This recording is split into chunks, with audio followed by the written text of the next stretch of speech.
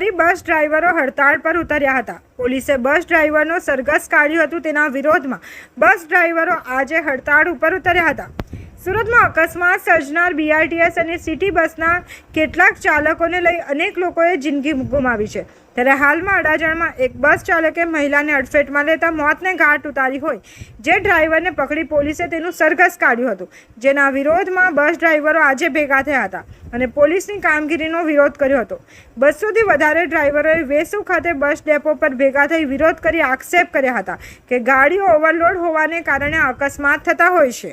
લોકોને આજે જે પોલીસવાળાએ અને જે સાહેબોએ માર્યા છે જેનો વરઘોડો કાઢ્યો, હાલમાં પોલીસ સસ્પેન્ડ થવા જોઈએ।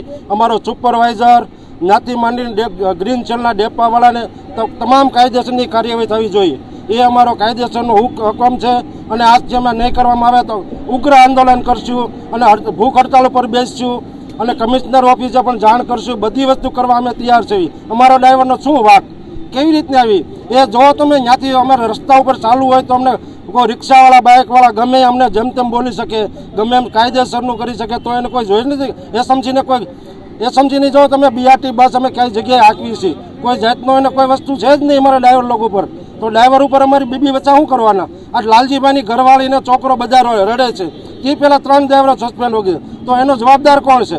કોઈ સાહેબને ખબર નથી પડતી કે અમે શું કરવા માગીએ છીએ। આજથી ઉગ્ર આંદોલન કરવામાં આવશે અને બીઆરટી બસ 4 સિવાય ચાલુ થશે નહીં।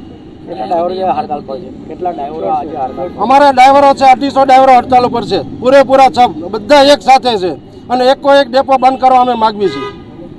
બધા ડ્રાઈવરોને અમે હુકમ કરવાના છે કે એક ડેપો બંધ કરો, અમારે ભૂખ હડતાલમાં તૈયાર થઈ જાઓ ત્યાં સુધીનો અમારો હુકમ। પોલીસવાળાને કેવો એવો ગુનો ડ્રાઈવરે કરેલો હતો કે એને મારી નાખ્યો, સીસી કેમેરા તપાસ કરો, બધું કરો, જે કાયદેસર થતું એની વાંહે કાર્યવાહી કરો। બિનકાયદેસર હુકમ કરે છે ડ્રાઈવરો માટે? ડ્રાઈવરો કોઈ ખરાબ કરે છે? કોઈ ડ્રાઈવરે બળાત્કાર કરેલો છે, કોઈ ડ્રાઈવરે કોઈ વસ્તુ કરેલી છે તે જોવો। અને પોલીસ વાળાનો શું હુકમ છે કે ડ્રાઈવરને સીધો રોડ ઉપર બુટલેગરો કેટલા રખડે છે? નહીં, બુટલેગરો કેટલા રખડે છે? કેમ ત્યાં દારૂવાળા રખડે ત્યાં સાહેબને તો ભીની પડે છે?